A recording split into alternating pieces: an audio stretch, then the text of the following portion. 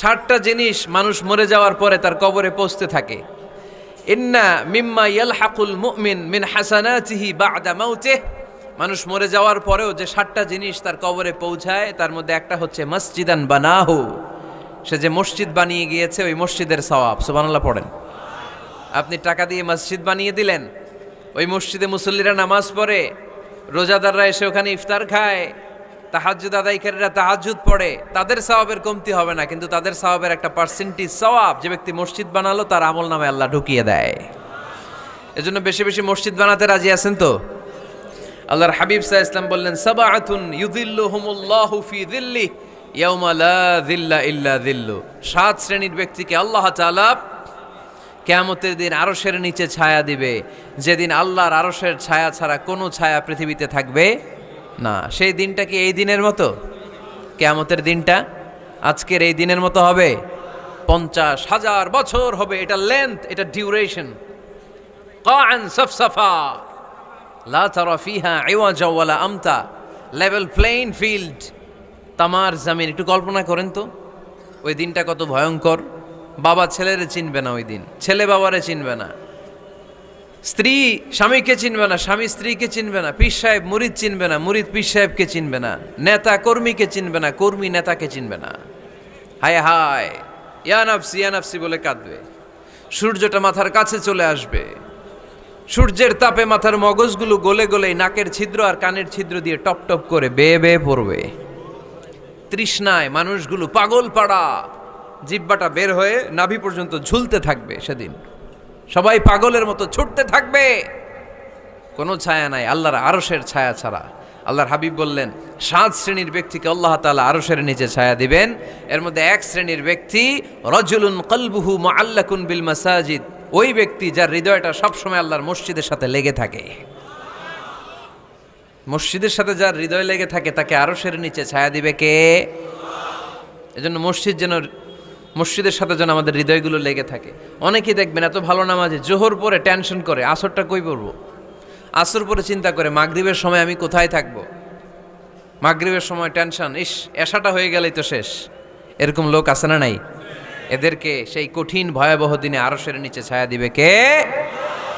তারপরে মসজিদ আমাদের 4 নাম্বার পদ্ধতি, মসজিদকে পরিচ্ছন্ন রাখা, মসজিদকে ঝাড়ু দেয়া।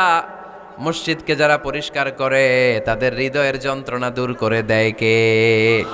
সাইয়েদনা ইব্রাহিম আলাইহিস সালাম এবং ইসমাঈল আলাইহিস সালামকে আল্লাহ তাআলা আদেশ করেছেন, তাহহিরা বাইতিয়া লিত-তাইফিনা ওয়াল আকিফিনা ওয়ার রুকআইস সুজুদ। হে ইব্রাহিম ইসমাঈল, বাপ বেটা দুইজন মিলে মসজিদ ঝাড়ু দাও। কি ঝাড়ু দাও? মসজিদেরি ঝাড়ু বড়দার ও কমারে হাত শোনো আমারে মুনাজাত। পড়েন, শোনো শোনো ইয়া ইলাহি আমারে মুনাজাত, শোনো আমারে মুনাজাত। পড়েন আমিন। মসজিদ ঝাড়ু দেওয়া মসজিদ আবাদের অন্তর্ভুক্ত। আপনারা কেউ কোনোদিন মসজিদ ঝাড়ু দিয়েছেন নাকি? কে কে দিয়েছেন দেখি? সবাই সবাই মসজিদের খাদেম? মাশাআল্লাহ। আমিও দিছি মসজিদ ঝাড়ু, অনেক দিছি। মাশাআল্লাহ, আল্লাহ তুমি কবুল করো। যাদের হৃদয়ে বড় জ্বালা, ফ্যামিলিতে সুখ নাই, শান্তি নাই, তারা হৃদয়ে প্রশান্তি আনতে চাইলে এতিমখানায় যাবেন, এতিমের মাথায় হাত বুলিয়ে দিবেন, এতিমের মুখে খাবার তুলে দিবেন, আপনার হৃদয়টারে নরম করে দিবে কে? আল্লাহর ঘর মসজিদে যাবেন, নিজ হাতে মসজিদটারে একটু পরিষ্কার করে দিবেন, আপনার জীবনটারে উজালা করে দিবে কে? তাহলে এগুলো করার মাধ্যমে আমরা মসজিদের আবাদ করতে চাই। আমরা মসজিদের আবাদকারী হতে চাই কি চাই না? আল্লাহর ঘর মসজিদ আবাদ করার মতো শ্রেষ্ঠ কাজ পৃথিবীতে হতে পারে না। এই মসজিদের কিছু আদব আছে, আল্লাহ রাসূল সাল্লাল্লাহু আলাইহি ওয়াসাল্লাম বলেছেন এই আদবগুলো মেনটেন করে যেন আল্লাহর ঘর মসজিদের সাথে আমরা ব্যবহার করি। মসজিদের 1 নম্বর আদব হচ্ছে মসজিদে ওযুর সাথে প্রবেশ করা। কিসের সাথে? ওযু করে পরিচ্ছন্ন হয়ে মসজিদে প্রবেশ করা। এজন্য অপবিত্র অবস্থায় গোসল ফরজ, এরকম অবস্থায় মসজিদে ঢোকা যাবে? কথা বলেন, ঢোকা যায়? যেই নারীদের মাসিক চলতেছে, মেনস্ট্রুয়েশনাল পিরিয়ড চলতেছে, ওই নারীদের পক্ষে মসজিদে ঢোকা জায়েজ আছে? নাই। তাহলে এটা হলো 1 নম্বর আদব। মসজিদে ঢোকার সময় কি করে ঢুকবো? অজু করে। আওয়াজ করে বলেন, কি করে ঢুকবো? অজু করে। 2 নাম্বার আদব হচ্ছে মসজিদে যাওয়ার সময় সবচেয়ে ভালো জামাটা পরে যাব, সবচেয়ে ভালো পাঞ্জাবিটা পরে যাব। জান তো আপনারা? না সবচেয়ে সিরাটা পরে যান? হ্যাঁ, অনেকের নামাজের জন্য একটা পুরান জামা আছে, সিরা পাড়া, এদিকে হাত উঠালে এদিকটা দেখা যায়, আছে না নাই? সবচেয়ে সিরা পাড়াটা রাখে নামাজের জন্য, কপাল পোড়া। আর সুন্নাতে খাতনার অনুষ্ঠানে গেলে মাশাআল্লাহ লেহেঙ্গা গায়ে দেওয়া যায়, আছে না নাই? না, আপনি ইবাদতের জন্য সবচেয়ে সুন্দর জামাটা রাখবেন। এজন্য রাব্বুল আলামিন বলেন, ইয়া বানি আদম খুযু জিনাতাকুম ইনদা কুল্লি মসজিদ। ও বনি আদম, তুমি যখন আল্লাহর ঘর মসজিদে ঢুকবা, ও বনি আদম, তুমি যখন নামাজের মুসল্লায় দাঁড়াবা, তোমার সবচাইতে দামি, সবচাইতে সুন্দর জামাটা গায়ে দিয়ে তুমি নামাজে দাঁড়াও। ঠিক কি না? তাহলে এখন মসজিদে যাওয়ার সময় কি গায়ে দিয়ে যাবেন বলেন? খিতা করবাইন? হ্যাঁ, মাশাআল্লাহ, হ্যাঁ, সবচেয়ে ভালো কাপড়টা আয়রন করে পারফিউম মেখে তারপরে আমরা যাব। রাজি আছেন তো? 3 নাম্বার আদব হচ্ছে মসজিদে ঢুকার সময় বাম পা দিয়ে ঢুকতে হয়।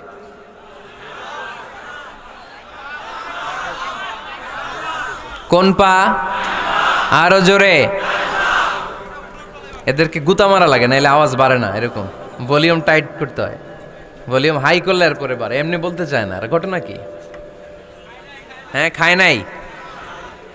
বদরের যুদ্ধ হয়েছিল রমাদানে, কোনো সাহাবী খায় নাই, না খাইয়া একেবারে সাইজ করে দিছে কাফেরদেরকে। আমরা না খেলেও আমাদের হৃদয়ে ইমানি শক্তি আছে না নেই? এই তো বোঝা যাচ্ছে ইমানি শক্তি আছে। এতক্ষণ আছিল কই? তো মসজিদে ঢুকার সময় কোন পা দিয়ে? এগুলো মনে থাকে আমাদের? ভুলা যাই আমরা, খেয়াল থাকে না তো এগুলা।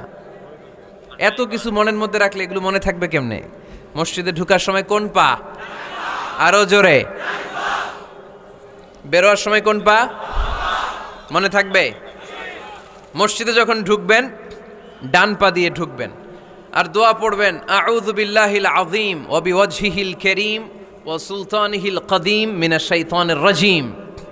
বিষ্ণু ইসা ইসলাম বললেন, যে ব্যক্তি মসজিদে ঢোকার সময় এই দোয়াটা পড়বে, শয়তান আফসোস শুরু করে, সে বলে, হায় হায়, আজকের দিনের জন্য, সারা দিনের জন্য তো তুই আমার ওয়াসওয়াসা থেকে বেঁচে গেলি। আজকের সারা দিনের জন্য তোরে আমি হারালাম, আজকের সারাটা দিন আল্লাহর পক্ষ থেকে প্রোটেকশন নিয়ে তুই বেঁচে গেলি, আজকের জন্য যা, কালকে তোরে আমি ধরবো। এজন্য এই দোয়াটা পড়ার দরকার আছে না? আউযু বিল্লাহিল আযীম ওয়া বিওয়াজহিল কারীম ওয়া সুলতানিহিল কদীম মিনাশ শাইতানির রাজীম। 4টা বাক্যের দোয়া। মুখস্থ করতে কষ্ট হলে যে ইউটিউবে চলে যাবে আজকেই, ওখান থেকে শুনে আপনারা মুখস্থ করে নেবেন, এই দোয়াটা পড়বেন। তাহলে ওই দিনের জন্য শয়তানের ওয়াসওয়াসা, টেম্পটেশন, প্রভোকেশন থেকে আপনি আল্লাহ তাআলার প্রোটেকশনে চলে গেলেন। সুবহানাল্লাহ পড়েন। তারপর আল্লাহর হাবিব বললেন, ঢোকার আগে আমারে সালাম দাও। পড়বেন, আসসালামু আলাইকা আইয়ুহান নাবিয়্যু ওয়া রাহমাতুল্লাহি ওয়া বারাকাত। এই 2টা জিনিস যখন করে ফেললেন, তখন ডান পা দিয়ে পড়বেন, আল্লাহুম্মা আফতাহ লি আবওয়াবা রাহমাতিক। সুবহানাল্লাহ পড়েন। আল্লাহুম্মা আফতাহ লি, ও আল্লাহ আমার জন্য তুমি খুলে দাও, আবওয়াবা রাহমাতিক, তোমার রহমতের দরজা। তার মানে মসজিদে ঢুকলে রহমত পাওয়া যায় কি যায় না? মসজিদে ঢুকলে পাওয়া যায় রহমত, মসজিদের বাইরে রহমতের কথা আল্লাহ বলে নাই। মসজিদের ভিতরে রহমত। কোথায় রহমত? কোথায়? মসজিদের ভিতরে রহমত আছে না?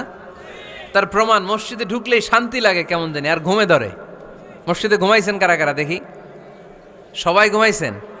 আরে আমি কত ঘুমাইছি।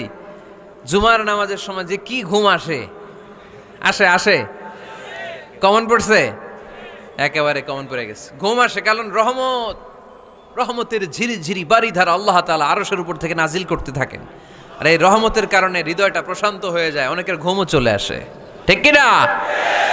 এজন্য আল্লাহুম্মা আফতাহ লি আবওয়াবা রাহমাতিক, ও আল্লাহ তোমার রহমতের দরজাগুলো আমার জন্য খুলে দাও। এই দোয়া পড়লে রহমতের দরজা খুলে দেয় কে? আবার মসজিদ থেকে যখন বের হবেন তখন কোন পা দিয়ে? জোরে বলেন। বাম পা দিয়ে কি পড়বেন? আল্লাহুম্মা ইন্নী আসআলুকা মিন ফাদলিক, ও আল্লাহ তোমার কাছে আমি তোমার পক্ষ থেকে ফদল চাই, মানে রিজিক চাই। রিজিক দেয়ার মালিককে। তার মানে খুব সোজা সাপটা কথা হচ্ছে, মসজিদের ভিতরে পাওয়া যায় রহমত, আর বাইরে পাওয়া যায় ফদল বা রিজিক। বাইরে পাওয়া যায় কি? রিজিক। মসজিদের ভিতরে রিজিক আছে, তার মানে সারাদিন মসজিদে বসে থাকলে রিজিক মিলবে? নামাজের সময় নামাজ পড়তে হবে, কাজের সময় কাজ করতে হবে। এটাই হচ্ছে ইসলামের বিধান। নামাজের সময় নামাজ, কাজের সময়। আমি প্রশ্ন করব, আওয়াজ করে উত্তর দেন। নামাজের সময়, কাজের সময়। নামাজের সময়, কাজের সময়। এটা মনে থাকবে? এজন্য আল্লাহ বললেন, ফাইদা কুদিয়াতিস সালাতু ফান্তাশিরু ফিল আরদি ওয়াবতাগু মিন ফাদলিল্লাহ। যখন তোমাদের সালাত শেষ হয়ে যায়, আল্লাহর রিজিক অন্বেষণের জন্য আল্লাহর জমিনে তোমরা ছড়িয়ে যাও। নামাজের সময় আসবেন, নামাজ শেষ বের হয়ে যান।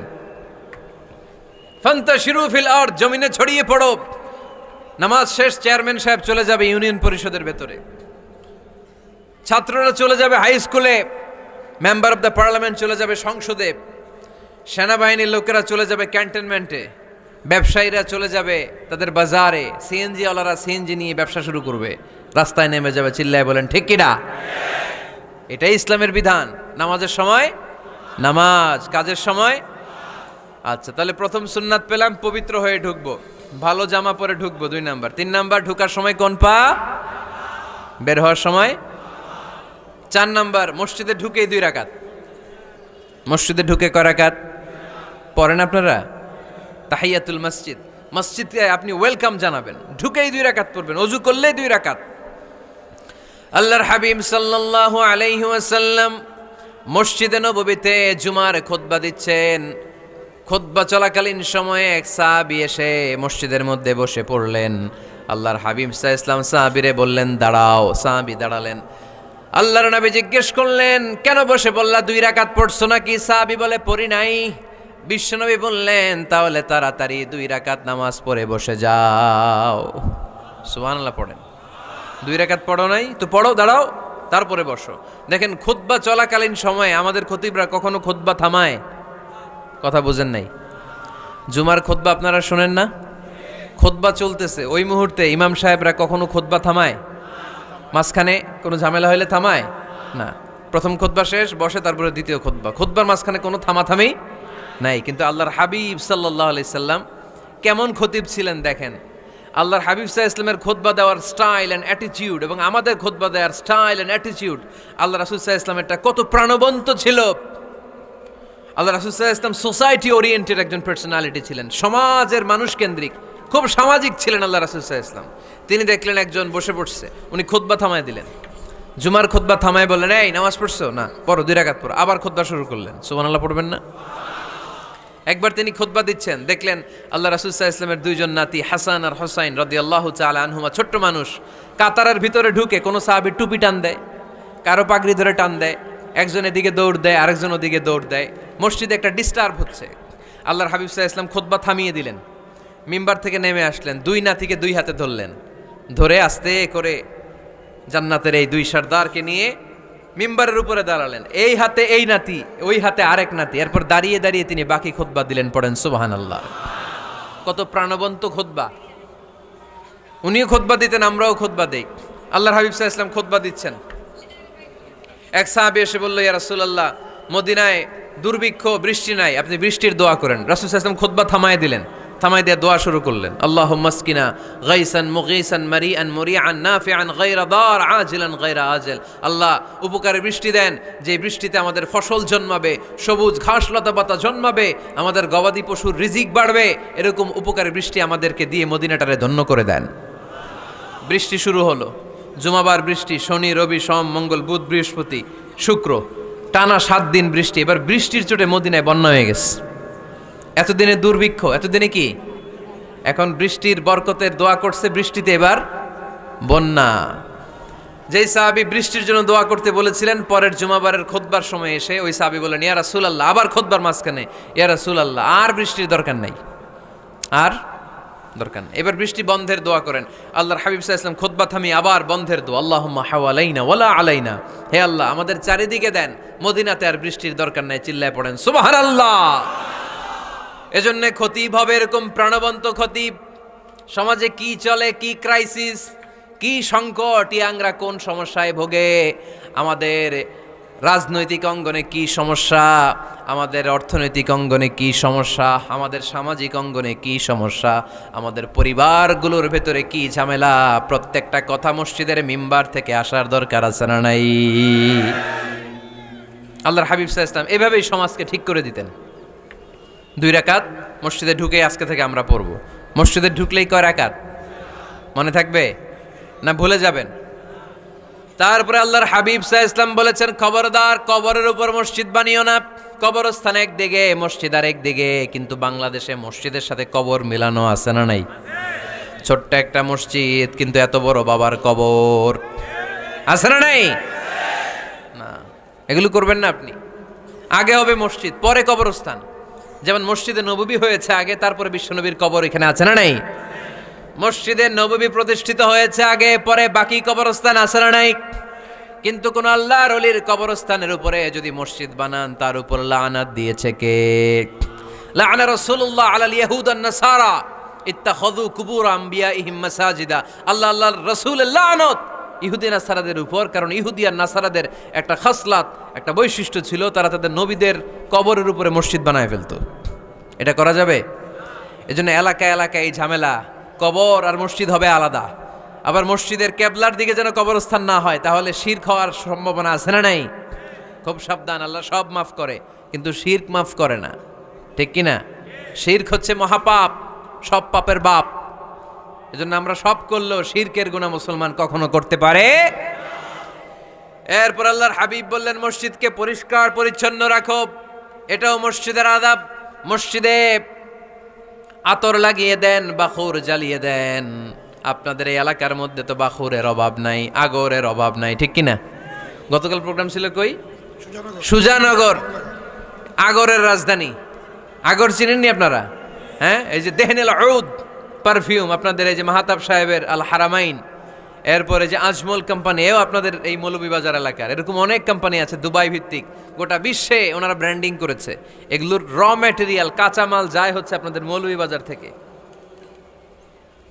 ছেলের বউ শাশুড়ির ওয়াজ গতকাল করছি, শুনে নিন। শাশুড়ি আর বৌমার কিলাকিলি, গতকালের ওয়াজের বিষয় ছিল কি? শাশুড়ি বৌমার কিলাকিলি কি করে থামাবেন, শুনে নিন। আচ্ছা ঠিক আছে, মুফতি সাহেবদের কাছ থেকে জেনে নেবেন এই প্রশ্ন। আমি উত্তর দিলে আবার কিলাকিলি লেগে যাবে বাংলাদেশ, কিলাকিলির দরকার নাই। সম্মানিত ভাইয়েরা, মসজিদ পরিষ্কার পরিচ্ছন্ন রাখবেন, এই বাখুর জ্বালাবেন, দেহনেল উদ, এই পারফিউমগুলো ছড়িয়ে দিবেন। মসজিদের মধ্যে অনেক মসজিদে দুর্গন্ধ আছে না নাই? এই কার্পেটের মধ্যে ময়লা, পরিষ্কার করে না। আল্লাহর হাবিব সাল্লাল্লাহু আলাইহি ওয়াসাল্লাম বলেছেন, খবরদার। আম্মা জান আয়েশা বর্ণনা করেন, আমার রাসূলুল্লাহ সাল্লাল্লাহু আলাইহি ওয়াসাল্লাম বিবিনাইল মসজিদ ফিদ দুয়ার ওয়া আন তুতাইয়াবা ওয়া তুনাযযাফ, আমরা যেন এলাকা এলাকায় মসজিদ বানাই, মসজিদগুলোকে যেন পারফিউম দিয়ে, আতর দিয়ে সুগন্ধময় করে দেয়। বিশ্বনবী আদেশ করেছেন, সুবহানাল্লাহ পড়েন। এজন্য কোনো অপরিচ্ছন্ন মসজিদ থাকতে পারবে না। মসজিদের পাশ দিয়ে গেলে আতরের ঘ্রাণে আমোদ হয়ে লোকজন যেন বুঝতে পারে এটা আল্লাহর ঘর, মসজিদ। চিল্লায় বলেন ঠিক কি না? এরপরে আল্লাহর হাবিব সাল্লাল্লাহু আলাইহি ওয়াসাল্লাম বলেছেন, মসজিদের আর একটা আদব হলো মসজিদকে অতিমাত্রায় ডিজাইন না করা। বেশি ডিজাইন করা যাবে না, এমন ডিজাইন করা যাবে না যে এটা মসজিদ বোঝাই যায় না। এত লাইটিং ফাইটিং করে, এটা কি মসজিদ না কমিউনিটি সেন্টার বোঝাই যায় না? আছে না নাই? আছে। এরকম যেন আমরা না করি সম্মানিত ভাইয়েরা। বিশেষ করে মসজিদের সামনের দেয়ালে। কোন দেয়ালে? সামনের দেয়ালটা, কেবলার দিকে যেই দেয়াল, এই দেয়ালটা হতে হবে ফ্রেশ, যাতে করে মানুষের দৃষ্টি আকর্ষণ না করে। প্রায় মসজিদের দেয়ালের মাঝখানে দেখবেন আপনি ক্যালেন্ডার ঝুলায় রাখে, আছে না নাই? মৌলভীবাজারের কি অবস্থা? খিতা খবর আছে তো? এই যে ক্যালেন্ডার ঝুলায় রাখে, ওইখানে দেখবেন বিভিন্ন মসজিদের ছবি, এতিমখানার ছবি, মানুষের ছবি। তো মানুষ নামাজও পড়ে, আবার ওগুলোও তাকায়, আছে না নাই? প্রথম কাতারে পরে ওইখানে কি লেখা, এগুলো পরে, তার ডিস্টার্ব হচ্ছে না? এই মুসল্লির দৃষ্টি যাতে অন্যদিকে না যায়, এটা খেয়াল রাখতে হবে। যদি পারা যায়, মসজিদের সামনে কোনো ঘড়ি টড়ি চলবে না। ঘড়ি মসজিদের পেছনের দেয়ালে, সময়সূচি পেছনের দেয়ালে, সব পেছনে। সময় কয়টা বাজে ওটা ইমাম দেখলেই চলবে, ইমাম এভাবে দেখে নিবে, আপনারাও দেখে নেবেন। কিন্তু সামনের দেয়ালটা যত সিম্পল করা যায়। আল্লাহর হাবিব সাল্লাল্লাহু আলাইহি ওয়াসাল্লাম নামাজ পড়া অবস্থায় সামনে এমন কিছু রাখতেন না যেটাকে যেটার দ্বারা আল্লাহর হাবিব সাল্লাল্লাহু আলাইহি ওয়াসাল্লামের সালাতে মনোযোগ অন্যদিকে চলে যায়। আমরা যখন সালাত পড়ি যদি অন্যদিকে তাকাই, ফেরেশতার মাধ্যমে আল্লাহ একটা ডাক দেয়, বলে আকবিল, এই বান্দা ফিরে আয়, তোর নজর থাকা দরকার সেজদার জায়গায়, ফিরে আয়। আপনি আবার যখন অন্যদিকে তাকান আল্লাহ বলে ফিরে আয়, সেজদার দিকে তাকা। আপনি আবার যখন ঘড়ির দিকে তাকান আল্লাহ বলে আকবিল, ফিরে আয়, সেজদার দিকে তাকা। আপনি যখন আবার অন্যদিকে তাকান তখন আল্লাহ বলে লা হাজাতা লি ইলা সালাতিক, তোর এই নামাজের দরকার আমার নাই। নাউজুবিল্লাহ পড়বেন না? তোর এই নামাজের দরকার আমার নাই। অজু করে কষ্ট করে যাকে খুশি করার জন্য আপনি সালাতে দাঁড়ালেন, উনি যদি বলে এই নামাজের দরকার নাই, তা কার জন্য নামাজ পড়লেন আপনি? কথা কি বুঝতে পেরেছেন? এই জন্য এলাকার গণ্যমান্য ব্যক্তিবর্গ আছে, আমাদের চেয়ারম্যান সাহেব আছে, আরও অন্যান্য বিজনেস ম্যাগনেটরা আছে, আপনারা মসজিদ যখন নির্মাণ করবেন সামনের দেয়ালটা যত সাদামাটা হতে পারে ততই ভালো। এমনকি জায়নামাজের মধ্যে এখন কাবা ঘরের ছবি আছে না নাই? আছে না? কি মুসলমান আমরা, নিজের কাবারে নিজে লাথি মারি নামাজের আগে, মনের অজান্তে নিজের কাবাকে নিজে লাথি মারছি। এরকম জায়নামাজ ব্যবহার করা নিষেধ, চিল্লায় বলেন ঠিক কিনা? সাদা ফ্রেশ জায়নামাজ বাজারজাত করেন, আপনাদের সিদ্ধান্তই ওনাদের ব্যবসা বয়কট হয়ে যাবে। আপনারা যদি এখন থেকে মসজিদের মিনারা আর কাবা ঘরের যে প্রতিকৃতি বা ছবি, এরকম ছবি সম্বলিত জায়নামাজ কিনা বন্ধ করে দেন, এদের মার্কেট থাকবে? কথা বলেন। কালকে থেকে আমরা জায়নামাজ কেনার সময় ফ্রেশ জায়নামাজ কিনবো। কোনো মসজিদ, কোনো মিনার, আমাদের কাবা ঘরের ছবি সম্বলিত কোনো জায়নামাজ কিনা যাবে? আওয়াজ করে বলেন যাবে? যাবে না। এগুলো হচ্ছে মসজিদের আদাব, এগুলো রক্ষা করে মসজিদে ঢোকার দরকার আছে না নাই? তাহলে মসজিদ সবার, মসজিদ আল্লাহর হাবিব সাল্লাল্লাহু আলাইহি ওয়াসাল্লাম খ্রিস্টানদেরকে মসজিদে ঢুকতে দিয়েছেন, আর আমরা মুসলমান ভাইয়ের জন্য মসজিদে তালা ঝুলাই দেই, আছে না নাই? আল্লাহর হাবিব সাল্লাল্লাহু আলাইহি ওয়াসাল্লাম কোথাও গেলেই প্রথমে মসজিদ বানাতেন। কি বানাতেন? মসজিদ বানাতেন। মক্কা থেকে হিজরত করে মদিনায় আসলেন, কোবায় থাকলেন কয়েক সপ্তাহ। কোবা পল্লীতে তিনি মসজিদ বানালেন, মসজিদ কোবা। ওখানে প্রতি শনিবার কেউ যদি অজু করে ওখানে যে 2 রাকাত নামাজ পড়ে, একটা কবুল উমরার সওয়াব আল্লাহ তাআলা তার আমলনামায় দিয়ে দেয়। মসজিদে কোবা বানালেন। তারপরে মদিনায় এসে মসজিদে নববী বানালেন আল্লাহর হাবিব সাল্লাল্লাহু আলাইহি ওয়াসাল্লাম, মসজিদে নববী। এটা ছিল আল্লাহ রাসূল সাল্লাল্লাহু আলাইহি ওয়াসাল্লামের বৈশিষ্ট্য। কোথাও গেলেই তিনি মসজিদ বানাতেন। মসজিদে নববী, হায় রে, এখন তো কত সুন্দর মসজিদ আমরা দেখি, আমরা যে সালাত পড়ি। আল্লাহর হাবিব সাল্লাল্লাহু আলাইহি সাল্লামের সময় মসজিদে নববী কি এরকম ছিল? কথা বলেন। ফ্লোর ছিল বালুর ফ্লোর। কিসের ফ্লোর? আমাদের মসজিদের ফ্লোর কিসের? টাইলস। আর আল্লাহ রাসূল সাল্লাল্লাহু আলাইহি ওয়াসাল্লামের মসজিদে নববীর ফ্লোর কিসের? কথা বলে না তো। আওয়াজ করে উত্তর দেন না কেন? কষ্ট হচ্ছে? দুপুরে খাইছেন না সবাই? কেন খান নাই কেন? রোজা রাখছিলেন? হ্যাঁ, ফজর বাদে আইছি। আচ্ছা ঠিক আছে, ঠিক আছে। আচ্ছা আচ্ছা, সাউন্ড নাই, কথা শোনা যায় না? তো এটা শুনলা কেমনে? জিজ্ঞেস করলাম কথা শোনা যায় না, কয় না। তো এটা শুনলা কি করে? মানে অল্প শোনা যায়, তাই তো? একটু পরে আমার বিদায় ঘন্টা বাজবে, আমি চলে যাব। এই তোমরা ডিস্টার্ব করতে করতে আমার সময় শেষ। তোমরা ডিস্টার্ব করলে তোমাদের লস। আমি আমার টাইমের 1 মিনিটে বেশি যেতে পারবো না, কারণ এখানে আসরের সালাতের আজান শুরু হয়ে যাবে, এরপরে কোনো কথা নেই। আর বক্তব্য লম্বা করা এটা বেদাত। এই বেদাতকে আমি সুন্নাতের মধ্যে আনতে চাচ্ছি। একটা সময়ে একেবারে কমায় নিয়ে আসবো। এত প্রোগ্রামও আমি করতে চাই না। আমি ঘোষণা দিয়েছি আগামী বছরে সারা বাংলাদেশে আমার প্রোগ্রাম হবে 50টা। কয়টা? 50টা। এরপরের বছর 30টা, এরপরের বছর 20টা। বিভাগীয় প্রোগ্রাম করলেই চলবে আমার। এক এক বিভাগে যে 2 দিন 3 দিন খালাস।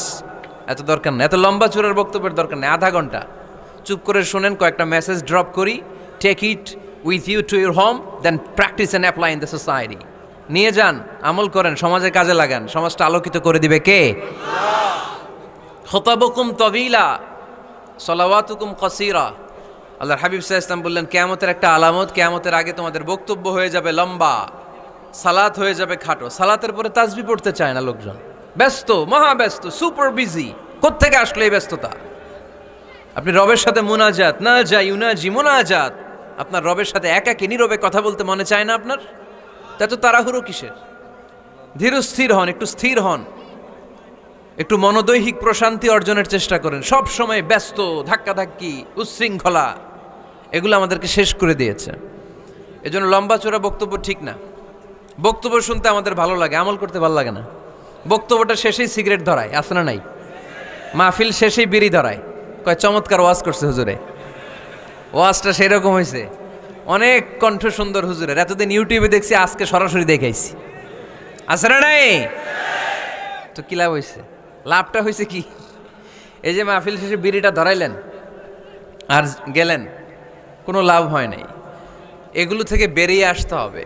বছরের পর বছর আমাদেরকে শেখানো হয়েছে একভাবে, কেউ এই পরিবর্তনের আওয়াজ তোলে নাই। আওয়াজ আপনাকে তুলতে হবে। আওয়াজ তোলার জন্য এত মানুষ লাগে না, আপনি একাই যথেষ্ট। আপনি দাঁড়ান না সামনে, দেখবেন আপনার সামনে কেউ টিকে থাকতে পারবে না, ঠিক কিনা?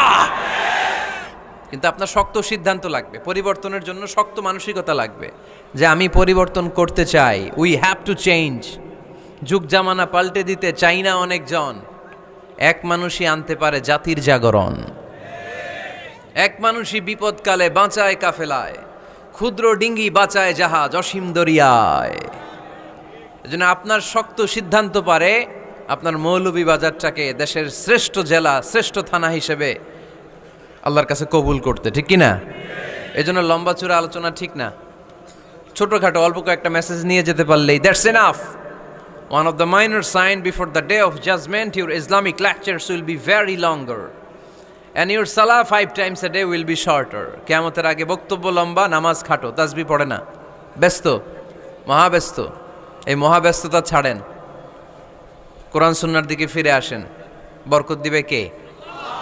বিশ্বনবীর মসজিদে নববীর ফ্লোর বালুর ফ্লোর ছিল, আমাদের ফ্লোর টাইলস। আল্লাহর হাবিব সাল্লাল্লাহু আলাইহি ইসলামের মসজিদে বালি নিচে, এই বালিতেই নামাজ পড়তেন। বৃষ্টি হলে কাদামাটি হয়ে যেত, কাদামাটিতেই সেজদা করতেন। সেজদা করলে কাদার মাটি আল্লাহর হাবিব সাল্লাল্লাহু আলাইহি ইসলামের নাকে আর কপালে লেগে যেত। তিনি সালাম ফিরিয়ে সাহাবাদের দিকে মুখ ফিরিয়ে বসলে দেখতেন প্রতিটা সাহাবীর নাকে আর কপালে কাদার মাটি মিশে আছে। তার মানে প্রিয় নবী সাল্লাল্লাহু আলাইহি ইসলামের মসজিদে নববী ছিল কাঁচা, কিন্তু মুসল্লি ছিল পাকা। আমাদের মসজিদগুলা হয়েছে পাকা, কিন্তু মুসল্লি কাঁচা, ঠিক কিনা? ফজরের সালাতে মানুষ নাই। ইমাম সাহেব আছেন কে কে এলাকায়? দেখি ইমাম, মসজিদের ইমাম, মাশাআল্লাহ। আপনাদের এইখানে ওই মসজিদে ফজরের নামাজে কয় কাতার হয়? 5 জন 6 জন? কেনে এত কম? কেনে? হ্যাঁ, আসে না, আসতে চায় না লোকজন। তো এই যে 5-6 জন ফজরের সালাতে, কল্পনা করতে পারেন ফজরের সালাতে এত কম লোক। ফজরের জামাতে লোক যায় না, এটা একটা মহামারী। যেদিন ফজরের জামাতের দৃশ্য আর জুমার নামাজের দৃশ্য একরকম হয়ে যাবে, ওই দিনই বাংলাদেশে ইসলাম কায়েম হয়ে যাবে। এখন স্লোগান তোলে বিপ্লব বিপ্লব, ইসলামী বিপ্লব। আর ফজরের সময় আমি কম্বলের ভিতরে, আছে না নাই? কোনো বিপ্লব হবে না। ফজরের নামাজ জামাতে পড়ুন, সকালটারে বরকতময় করে দিবে কে? আল্লাহর হাবিব সাল্লাল্লাহু আলাইহি ইসলামের মসজিদ ছিল সবার জন্য উন্মুক্ত, এখানে সবাই আসতে পারত। এজন্য মসজিদ হবে সবার। আমরা মসজিদের আবাদকারী হতে চাই। এজন্য রব্বুল আলামিন বলেন, ইন্নামা ইয়া'মুরু মাসাজিদাল্লাহি মান আমানা বিল্লাহি ওয়াল ইয়াউমিল আখির وأقام الصلاة وآتى الزكاة ولم يخش إلا الله فعسى أولئك أن يكونوا من المهتدين سبحان الله পড়েন। রব্বুল আলামিন বললেন মসজিদের আবাদকারী হবে তারা যারা আল্লাহর প্রতি ঈমান আনে, আখিরাতের প্রতি ঈমান আনে, যারা সালাত কায়েম করে, যারা যাকাত আদায় করে, যারা দুনিয়ার কাউকে ভয় পায় না, ভয় পায় একজনকে। চিল্লায় বলেন তিনি কে? যাদের হৃদয়ে আছে আল্লাহর ভয়, তারা কবু পথ ভুলে যায় না। আল্লাহর প্রেম ছাড়া এই দুনিয়ায় কারো কাছে কোনো কিছু চায় না, ঠিক কিনা? তাহলে যারা মসজিদের আবাদকারী এরা ভয় পায় একজনকে, চিল্লায় বলেন তিনি কে? মসজিদের আবাদকারীদের প্রথম গুণ, তারা আল্লাহয় বিশ্বাস করে, তারা আখিরাতে বিশ্বাস করে, তারা সালাত কায়েম করে, তারা যাকাত আদায় করে, তারা আল্লাহ ছাড়া পৃথিবীর কাউরে ভয় পায় না। আল্লাহ বলেন ফাআসা উলাইকা আইয়াকুনু মিনাল মুহতাদিন, আশা করা যায় তারাই হলো হেদায়েতের রাস্তার উপরে আছে। ঠিক কি না? তারাই মসজিদের আবাদকারী, যারা মসজিদে যায় সালাত আদায় করে। এখন মসজিদের আবাদকারী আপনি হতে চান, আপনি মসজিদে যান না, আপনি আবাদকারী হতে পারবেন? মসজিদের অনেক সভাপতি আছে মসজিদে যায় না, আছে না নাই? মৌলভীবাজারে এই সমস্যা বোধহয় নাই। মসজিদের সেক্রেটারি মসজিদে যায় না, আছে না নাই? তাহলে হইল, এটা হইল, এটা মেনে নেওয়া যায়? এজন্য সভাপতি সাহেবরা, আপনি কষ্ট করে মসজিদ বানিয়েছেন, মসজিদে যাবেন। এই কথা বলেন কেন?